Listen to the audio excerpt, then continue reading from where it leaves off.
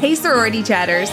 The holidays are so busy for all of us, so I'm taking a break and hope you are too.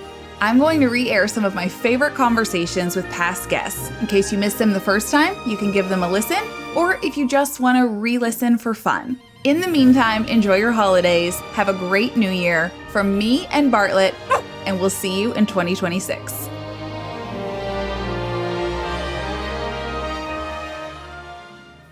On this episode of the Sorority Chat podcast.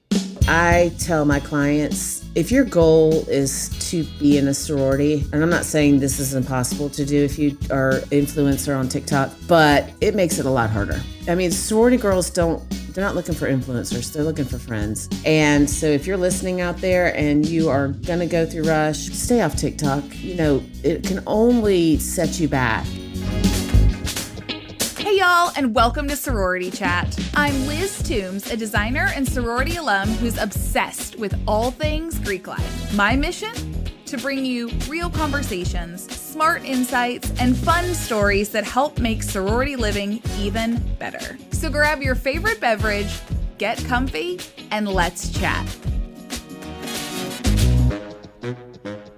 We're keeping the recruitment energy going with the re-air of my conversation with Trisha Addicks. Whether you're a potential new member or their mom, Trisha breaks down the process, the prep, and the heart behind it all. Let's dive into this recruitment refresher. Hey friends! Joining me today is Trisha Addicks, the OG Rush consultant. She is in the midst of recruitment season, working with her clients and writing her book, editing her book, and she is joining us today so that we can get a behind-the-scenes conversation going all around recruitment. Yes, thank you so much for having me. You're about the only person I would make time for this week. Well, I appreciate that. It's so good to catch up with you and give you a little bit of a breather and have a fun conversation. Absolutely. So yeah, my podcast is not usually a video, but I kind of hope it is so that y'all can see me. I look like a serial killer. I just went walking and I'm boiling alive and I have on my big serial killer glasses. But what you see is what you get this week. And it's been like that since the start of Rush, and it will remain like that till the end of Rush. So hopefully you won't see much of me. Stop. I like the glasses. I think they're great. They're making a comeback, but I can't with the serial killer comment. Well, actually somebody DM'd me on Instagram and was like, I really like those wire rim glasses you wear. So I guess maybe I'm kind of cool. Mm-hmm. Okay. So yeah, I am in the thick of it, y'all. We are recording this at 4:00 on August 11th. And let me make sure I know what rushes are going on. We have Georgia, Arkansas, Auburn, Alabama. I know I'm forgetting some. Tennessee. What else? I don't know. It doesn't matter. We are in it. And I've been doing this for a long time. And the numbers this year are insane. For example, Tennessee has almost as many P&Ms registered as Alabama. Wow. Alabama has 19 sororities, although 17 of them rush. But Tennessee only has 14. So it remains to be seen what's going to happen with this, because there are a record number of of people going through Rush. And I have my thoughts on why sorority Rush is so popular, and especially in the South. But I would love to hear your thoughts on that, Liz. Oh, well, my thoughts are that it's your way to plug in and to connect. It's a little bit of a fashion show. It's a social club. There's a lot to it. Giving back to your community is also really ingrained in you in the South. And so sororities encompass all of that, right? The fashion, the giving back, the connection. I think obviously Instagram and TikTok have changed things a lot in the last few years. But I mean, those are the things that first come to mind for me. What do you think? Well, yeah, I was about to say, I think it's 100% social media, because we now are getting clients from all over because their kids are watching, Rush Talk, and it started in COVID. And I've said this a gazillion times on my podcast that, the kids that were locked down up in the North and out West were sitting there watching the Southern kids just living their best lives in college. And they're like, I want a part of that. And now the academic rigor is there at these schools, meaning that people who wouldn't have normally sent their kids down south are now like, okay, hey, these are good schools too, which they always have been, because I went to Georgia and had a 2.6 GPA, as we know. Just kidding. But yeah, I definitely think it's that. And speaking of TikTok, there was just an article on me and my business in The Cut, which is a division of New York Magazine, but they were talking about some TikTok star. Do you know who I'm talking? I don't have time to know about this, but is it Kylan Darnell? Am I saying her name right? Hold on. Sounds right. Yes, Kylan Darnell from Alabama. Mm-hmm. So she's a student at Alabama? Mm-hmm. Yep. And I believe her sister is currently going through Rush down there. I can't believe it. I have not been on TikTok a lot this Rush season. I don't know what's happening to me, if I just needed a break from it mentally. But yeah, my adult 40-year-old friends were just sending me her most recent post on TikTok just a little bit before we got on this. So what was her most recent post? She's decided to step back and take a few days away from recruitment. She doesn't really say much about it other than she's documented her whole sorority experience on her social media, and she didn't know at first that was maybe no and shouldn't do it, but the world really took notice and started paying attention and following her, and she's created quite a following from it, and now she just said she was taking a couple mental health days and pulling back.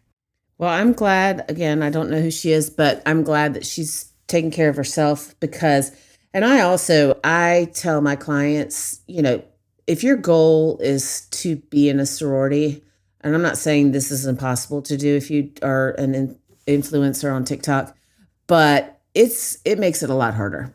I mean, sorority girls they're not looking for influencers. They're looking for friends. Mm-hmm. And so if you're listening out there and you are going to go through Rush, well, one, get my damn book next May.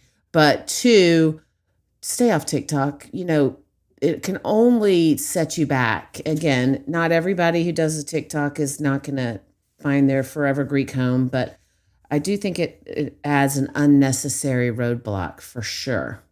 Yeah, I agree with you. I am not going to go through Rush next semester or next year, but am I allowed to buy the damn book anyway? Oh yeah, you're buying more than one copy. That's required of my friends, and if my friends are listening, which some of them do and some of them don't, because I can tell, and it's okay, but that's the requirement. They're buying the damn book too. So yeah, absolutely, it's a requirement as my friend. So start saving your money, people. Okay, so let's talk a little bit about these houses and what you're seeing inside the houses as far as rush prep, that kind of stuff, if anything. Mm-hmm. Well, it's different in all the regions of the country. So in the Southeast, it tends to be the more opulent, the more elegant, fully done houses because they have the freestanding houses. And so it varies from campus to campus, though, whether they keep their furnishings and artwork in the space for certain rounds of recruitment. Some campuses now have them clear it out. And depending on where you go, it could be for different reasons. Sometimes they're having you clear it out to help, quote, level the playing field. And so that you're not paying attention to the house, you're paying attention to the women that you're talking to. And so that you're not getting distracted by all the trappings there. Others are doing it for literal logistics and space, that you cannot have a fully set up living room and get all the P&Ms in there that you need because it's standing room only, or they bring in folding chairs. So I think that's really interesting. That is interesting. And so, and I need to clarify this in my book. Some sororities still do house tours, correct? Yes. And I'm not enough in the know to remember what campuses do and what campuses don't, or how they do it. Yeah, but it changes every freaking year. But that's a thing that I do talk about in my book. I was like, oh shit, now they're making them take out everything. They might not be doing tours. But as far as I know, the ones that I am aware of, they still do. And y'all, a house tour is part of sometimes, and a lot of places don't have houses, but it can be part of philanthropy round where you get a quick little tour of the living spaces in a sorority house. And one of the things that is often talked about with this is that it depends what they show you, how much they like you. And and I don't really want people to concentrate on that because you can't control it. Yep. But I mean, if they show you a supply closet, it's probably not a good sign. Just saying. But I have a feeling that's not on the list, but yeah. I know, I'm just teasing. But it is. House tours are a thing and they're very cool. But even so, let's say after Rush, when they put all the stuff back, they're really impressive, these houses. Yeah, they are. They're very impressive. They're very well done. And so she who does them. well, I wasn't trying to toot my own horn there, but yes, like it's just like what you're. I don't know. The Southeast just there's a sense of pomp and circumstance and tradition there, and that runs through the Greek houses as well. You go to other parts of the country, and like you said, some chapters don't have facilities. Some have like a room on a floor of a dorm. Others have a townhouse style that's just like a common hangout space. But it's all very interesting to go from region to region and see what that looks like. Yeah, for sure. And even at Auburn in the South, they don't have houses, but but there are some schools where they do Rush like in the student center. And then you just go sort of like a job fair, I would imagine.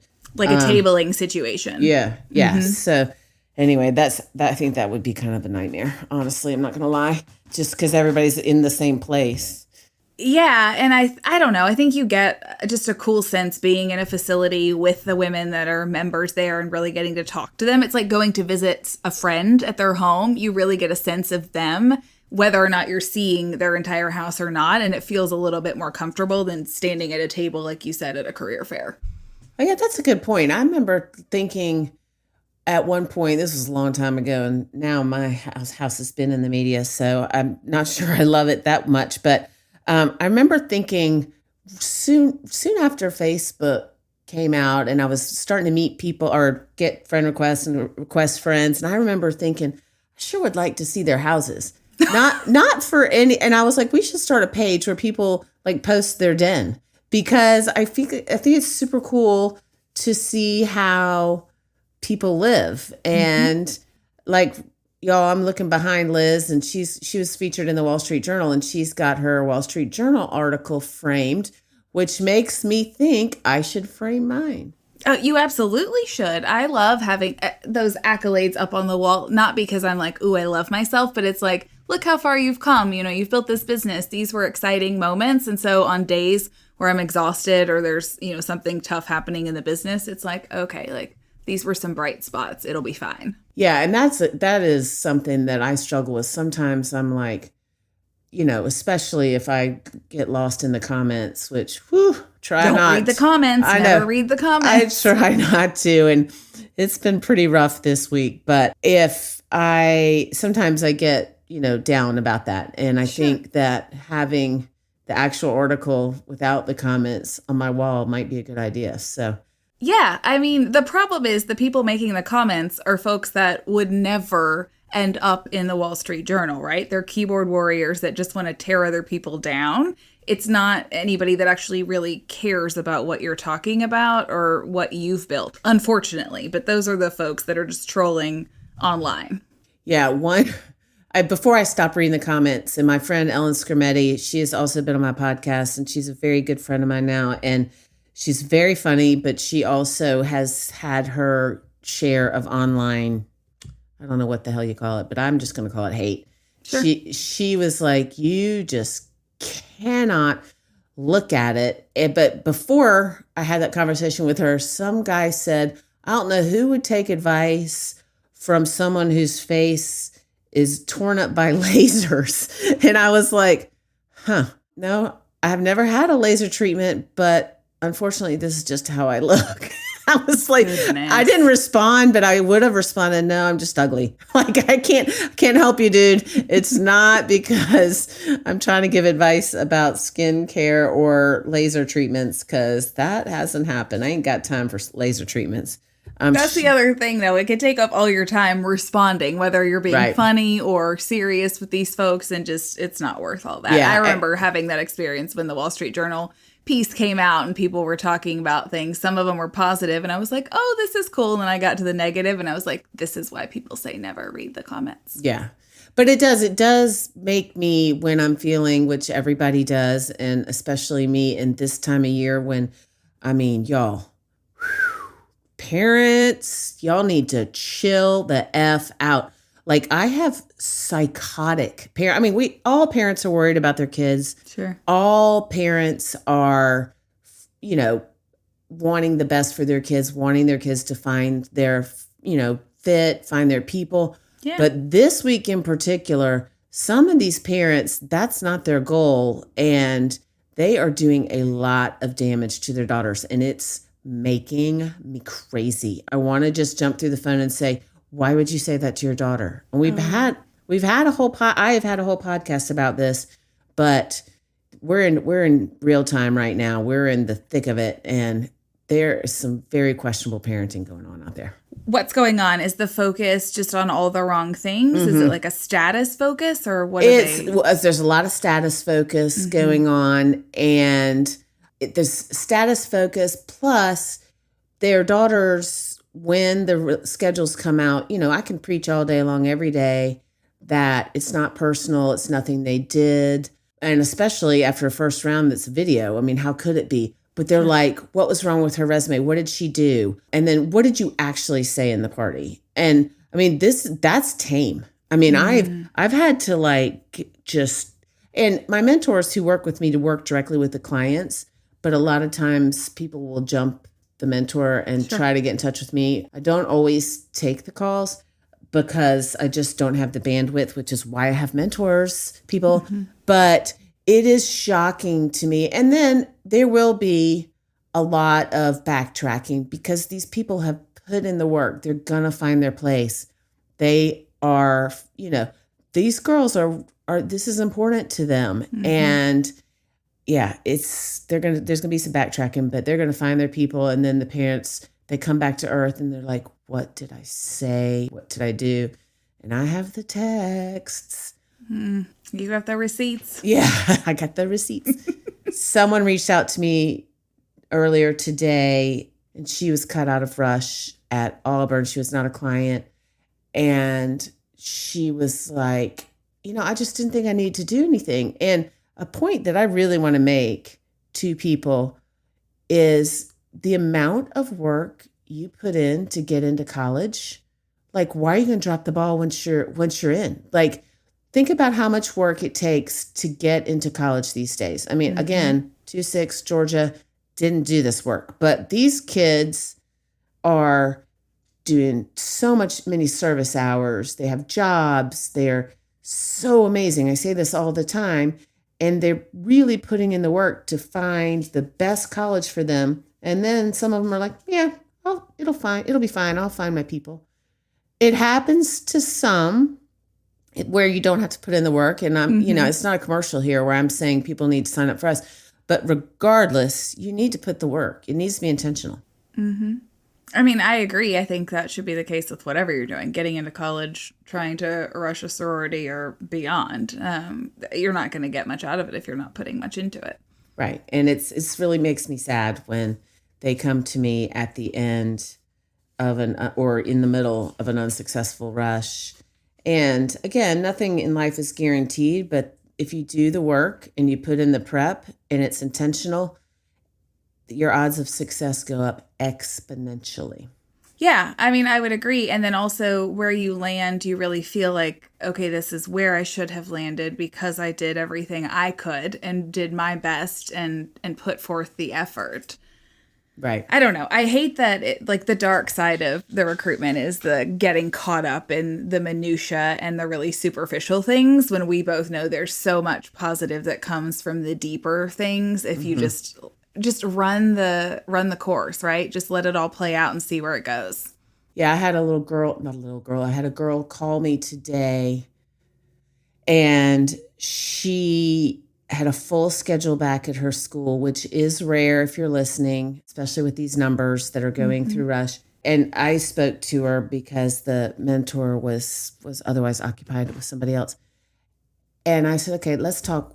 Why am I calling you? What's going on? And she said, I was dropped by X sorority. And I was like, okay, so what's the problem? And she said, well, I heard that's a good sorority. And I was like, okay, honey, it sounds condescending when I'm saying honey, but I was just like, okay, we got to take a deep a step back. Like, and by the end of the conversation, she understood. But another great point is everybody gets to one, and your journeys look different. And if you're getting bogged down because you got dropped by one sorority and you still have a full schedule, even if you don't have a full schedule, you're in for a long week for sure. So, but yeah, I could tell you stories all day, but it's kind of real time, so I won't get into it. But it's a lot, and people do sort of lose their minds. And I know if you're listening out there and you're just been through it, I understand where you're coming from, or you're going through it. I understand where you're coming through it, but it cannot be said enough that you do not want to put this on your daughters. Like my friend Mel said, if you drink, lock yourself in a closet with a bottle of wine and go dark. Don't get on the chat groups. Yeah, I could see that. On the flip side, what I see in my work is people getting really worked up over the house being just pristine and perfect ahead of recruitment, which is not always possible. And so sometimes things don't work out, right? If you've ever had a construction project, sometimes things go over budget, they take longer, stuff goes wrong, and things don't show up on time. And so I have to hear a lot about that side of things and try to sort of coach people through it and offer solutions and like talk them down a little bit too. Yeah, so we're both doing a lot of that. We've just got two sides of the same coin, I guess. Yeah. So what do you think is the most important thing for people to see when they get into a sorority house? I mean, is it just the sisterhood, the personalities, or do you think it all plays a part? Oh, that's a good question. I mean, I'm going to end up talking myself out of a job because the house is not the most important. It really is about the women involved and understanding that the relationship among the group and if that feels like the right fit for you. But what happens is the house or the facility is the backdrop to fostering that community and those relationships. And so it sort of has a secondary level of importance, because if you have that home to go to and that place to gather, whether it's a live-in facility or not, then those relationships, I think, grow more naturally rather than trying to find other places to get together. But the house is not the most important, despite what some folks will think. Yeah, and these houses are amazing. But yeah, it's true. It's like I've been watching the Dallas Cowboy Cheerleaders season 2 because I'm obsessed. And the girls that were in the Omni together, it was a hotel, but they were all like crammed into a few rooms, but they really bonded. These were all rookies, I think. Yeah, they were all rookies maybe. Oh yeah, they must have been because they didn't live there. But yeah, so I thought that was super cool, and it was very sorority-esque. Yeah, so that reminds me of like going away to camp. I never did sleepaway camp, but it's the same kind of vibe of you get that camaraderie by that shared experience, even if it's a little bit like, oh, we have to walk to this crummy bathroom in the woods or share this one hotel bathroom. There's a lot of bonding that happens in that way. Yeah, that's a very good point. Camp is very much like that. And I also see a lot of correlation between camp girls and sorority girls. Do you? Oh, yeah. There's such a great connection, and there's such a history with them that they're very comfortable. They assimilate very quickly into their sorority houses, which brings me to a point that is, I think, a really good point. And I don't know that I've ever addressed it, which is crazy because I repeat myself all the time. One of the things that I hope, if your daughter is in a sorority, or if you are in a sorority, get in a sorority this year, if you're a new member, it is not instant add water, you have friends. It takes effort, again, just with the preparing and the intentional work. You need to go to the house, enjoy those common areas if you have a house. If not, you need to show up for committee signups. You need to sign up for what you can time-wise. And you really need to make an effort because, I do hear of people who will pledge a sorority and they have all these great bid day pictures. And then they're like, wait, where are my friends? Like I thought, but it's not. And then people are starting to make separate groups. And it's not because it's always girl drama. It's because they're showing up and they're putting in the work. And that's an important point to make. If you're listening, you still got to make the effort after Rush. Yeah, absolutely. You do have to make the effort. You have to invite people out. Have you read the book, Let Them by Mel Robbins? I have not, but I've heard a lot about it. I listened to it recently on Audible, and she has a whole section where she talks about her daughter going to college and her trying to tell the daughter, you need to go sit with people you don't know. You need to ask people's names, invite them to do stuff. And then Mel talks about her relocating to a different town and having to follow her own advice. And it's very much like what you're saying. Like, we just expect everyone to come to us, but we actually have to put in some effort and try as well and kind of meet people halfway at least. Absolutely. That makes me think of Mary Spencer Vesey was a guest on my podcast. She was hilarious, but she is an author of a book called Cul-de-sac Crossroads, and it's for navigating change and in your early 20s. And she talks about how when she moved to Nashville, she didn't know anybody. This was after college. Mm-hmm. And she made it a point to and I could be getting the facts wrong, but it's still the general advice. She made a point for, I guess it was 6 weeks or maybe it was 6 months. I don't know. She would go out of her comfort zone once a week and invite someone to lunch or, go and talk to the barista at her favorite coffee place or whatever it takes, because people want to be talked to. So I think that's great advice. And it's also so important for when you get to college, whether you're in a sorority or not, keep your damn dorm room door open. Yep. I think everyone who listens to me knows that I like to send those little rubber door stops to people. Do you do that? That's a good idea for your business. You should. I don't do it, but I have loved that when I've heard you talk about on other episodes. And I think it's such a great concept, because one of the things that I hear now is students think that they want the private bedrooms, the little 2-person suites, right? Where they're sort of away from everyone because it's a little bit more reminiscent of home, where they could just go up to their bedroom and just sort of detach from everything. But they really are wanting and needing the opposite, and they need that open community and just people to pop by their doors. And so I think it's a great idea, and so simple. And it's something, I think we have a new business. You should get personalized door stoppers and give them out. Oh, I like it. I like that idea. Especially for the South, right? That's what I'm saying. Monogram on there. That's what I'm saying. Monograms and door stoppers. Hey, I'm gonna get commission. Those $5 door stops. I'm gonna make so much money. I'm gonna be rich. Yep. That's gonna do it. Yes, it is. The dorm stop, the commission off of the $5 door stoppers that you put into the houses you design. That's gonna be it. That's my PJ right there, my private jet. That's what I'm working for, people. That's why I'm charging all the money. I'm just kidding. I'm writing my book, so this advice can be available to everyone, just so you know. All right, Trisha, I usually do a house hot take at the end of every episode. What is your house hot take for our listeners? Here's today's house hot take. Keep your door open and buy one of Liz's personalized PDR interiors door stops. How about that? I feel so much pressure. Okay, sold. Got it. And by a door, you don't mean leave the front door open. You mean leave the bedroom door open. Yes, Lord God, no. Don't let anybody in off the street. Well, don't let anybody in off the street. And if you're in the South, if you leave your door open, you are going to be covered in mosquito bites. So yeah, and smothering, because it's hot as hell right now. Exactly. Yes, it is. If you do see a picture of this, and I'm hoping that Collier only shows you. Collier is our mutual producer, but if he shows me in this little clip, then you guys will know that I did not get where I am today because of my looks. Stop.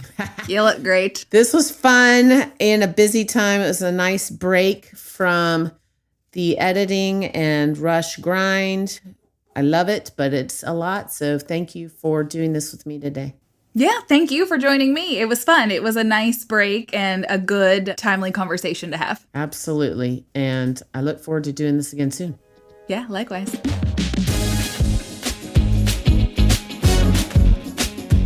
Thank you so much for tuning in. If you're listening on a podcast platform, make sure to follow the show so you never miss an episode. And if you got something out of today's conversation, we'd love for you to leave us a 5-star review. It helps us reach more listeners just like you.